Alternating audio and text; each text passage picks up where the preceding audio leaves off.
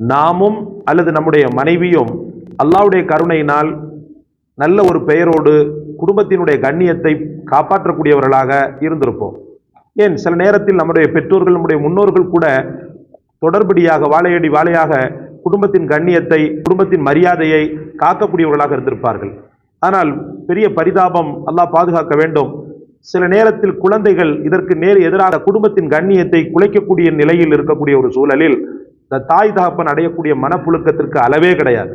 தான் எவ்வளவு கட்டிக்காத்த பெயர், தன்னுடைய மனைவியாக வந்தவளும் கட்டிக்காத்த பெயரை இந்த பிள்ளைகள் இப்படி நாசமாக்குகிறதே என்ற அந்த ஒரு வேதனையில் தாயும் தகப்பனும் புழுவாக துடிப்பதை நம்மால் காண முடிகிறது. இப்படிப்பட்டவர்களுக்கு அல்லாஹ் கொடுத்த பெரிய வரம் தான் சூரத்துல் ஃபாத்திஹா.